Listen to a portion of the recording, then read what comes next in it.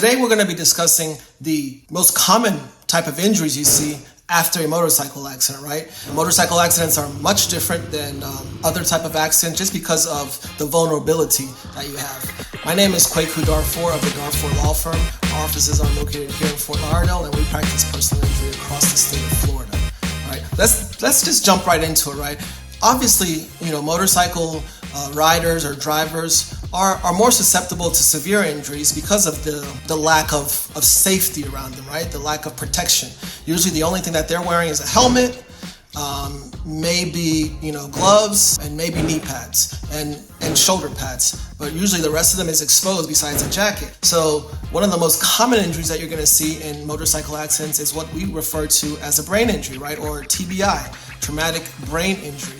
Obviously, it can be a TBI, it can be a concussion, and it can be very severe because usually the head, hits something, whether it hits the pavement or whether it hits another vehicle or another piece of property, and that could cause very, very severe damages. The next type of injury that's common in a motorcycle accident is a spinal cord injuries, right? If you're in a car, you usually have a seatbelt on, right? And you usually obviously have airbags, and you also have the protection.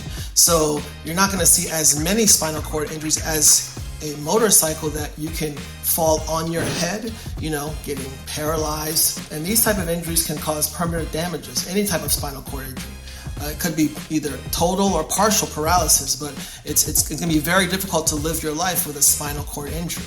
Now, another kind of injury that you really see more often in motorcycles and don't see really any other type of accidents is is road rash. This is when the person somehow slides on the concrete and tears their skin basically off, and you have to get your skin grafted. It can be any part of the body. I've seen road rash on people's arms, I've seen it on their faces, I've seen it on their back. Depends on how they fall and how they get impacted during the accident. The next kind of injuries are what we call fractures or broken bones. Obviously, with a vehicle, you have the support of the airbags, and nowadays airbags are not just on the front, you even have airbags on the side, so you can be cushioned to not have severe contact in the case of an accident, right? But with a motorcycle, you don't have that cushion. You don't have airbags, obviously, and so your impact is going to be a lot more severe in many cases because of that lack of protection. And obviously, if you have a vehicle that weighs thousands, or even a truck that's tons, and it collides into you, there's a bigger risk of a fracture or a broken bone.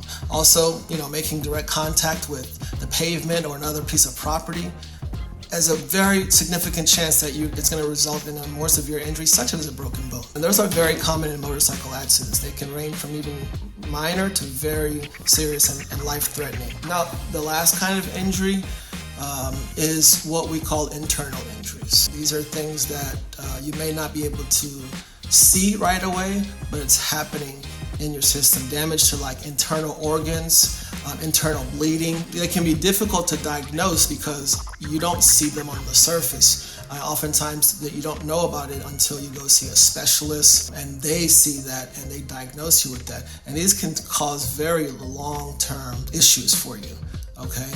So those are the most common injuries I see and I've seen in my 9 years of practicing personal injury law. Stay safe and stay vigilant if you're out there riding a motorcycle. If you've been injured in a motorcycle accident in Florida, feel free to reach out to me.